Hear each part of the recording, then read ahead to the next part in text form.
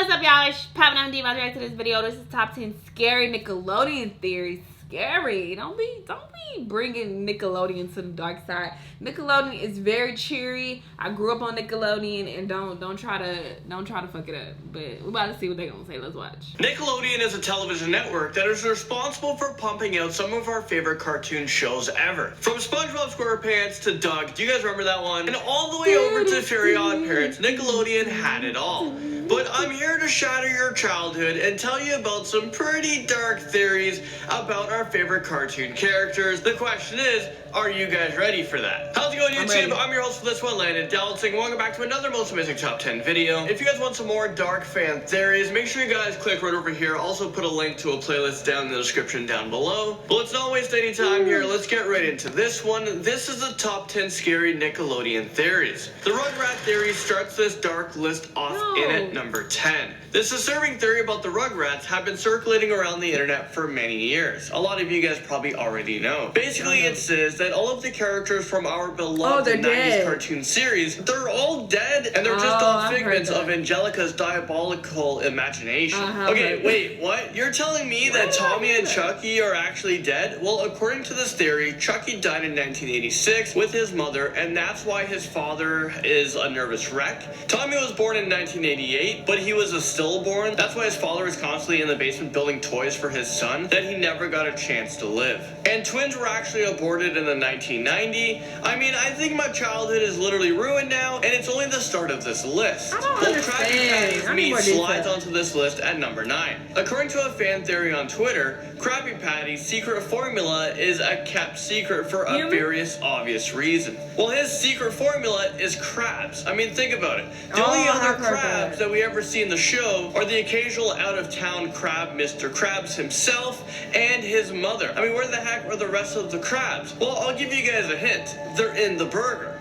If that is true, then that makes Mr. Krabs a cannibal, and he's just rolling in the dough. Alright guys, it actually gets worse than that. Just look at the Krusty Krab restaurant. Doesn't it look familiar to you guys? It looks exactly like a crab trap. I'm literally shook on this one. I don't think I can enjoy this show anymore. I mean, that is pretty insane, but pretty plausible. That is dark. I believe that. We're on drugs, and this brings us to number 8. I'm honestly not surprised with this one. First off, we have a little girl who thinks she can talk to animals, and we have a weird emo teenager, a child who is from the wild in Nigel Thornberry. I don't know, but there's something off with this guy. So this theory helps explain what's going on. In the show, they say that Eliza's spell was cast by a witch that lets her talk to animals. But I think the witch just gave her acid. I mean, this theory goes on to say that Nigel is on crack, which explains how he's so damn energetic, and Debbie might be on coke, which is why she's so irritable. She eats a lot, and she never wants to be bothered. I think the Thornberry should be sent to rehab, like, immediately. Roger from Doug was abused as a child, and this takes us to number 7. This theory tries to explain why Roger was such a bully on the show. There are a ton of people who believe that Roger's mean spirit and bullying derived from him being abused and neglected from his parents. That's why he tried to form his own family with all of the other bullies on the show. I mean, things just got real. Psychologists say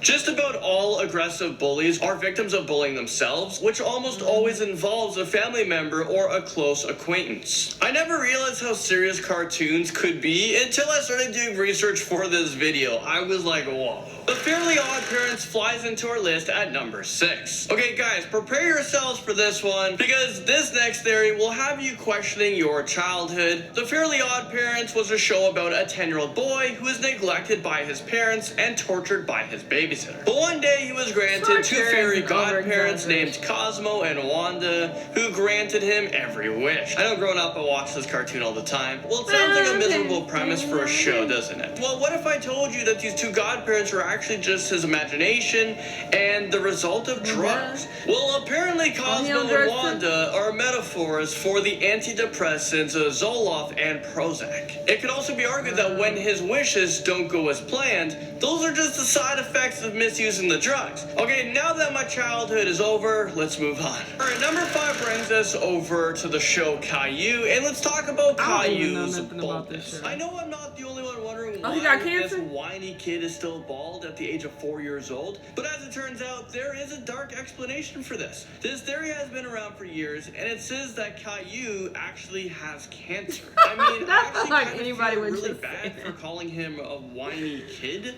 Although CAILLOU is aware that he has cancer, he uses his imagination all the time to go on adventures because he's not sure whether or not he'll be able to grow up. If that wasn't dark enough for you guys, some users actually believe that CAILLOU is already dead, and that's why his grandmother is the one telling stories about his life. She wants to keep the memory of her grandson alive. I mean, is this real life right now?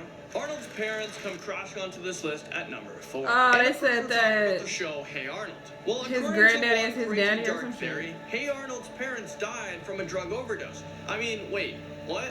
Well, people believe that his parents are gone because they were drug addicts, which explains why Arnold's head is disfigured. His grandparents couldn't bear to tell him the truth about their death, so they just made up a story so that his parents would look like heroes. The show's actually full of a ton of dark theories, so if you guys want us to do a standalone video on this one, I mean, we could do a top 10 individually on this one. Let me know in the comment section below. And also, let us know what top 10 videos you guys would like to see next in the comment section. Dora the Explorer brings us to number 3.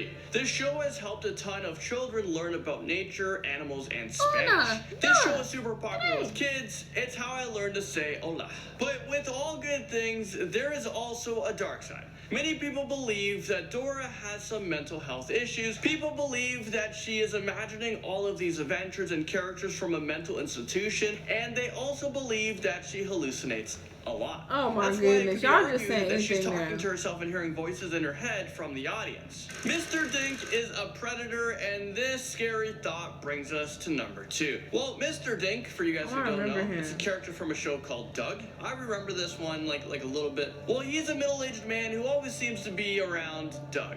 He can be seen at school and at home since they're neighbors. Some might say that they have a good teacher-student relationship, but one user on Creepypasta Wiki page has a more dark conclusion to this. In his theory, he says that Mr. Dink is a creeper who is trying to groom Doug, and so now, after being a victim, Doug becomes addicted to LSD to cope with the stress. So that explains a lot of his weird daydream scenes from the show. They're all just Doug tripping after taking drugs. I guess it's a simple explanation for that one, but a pretty dark theory.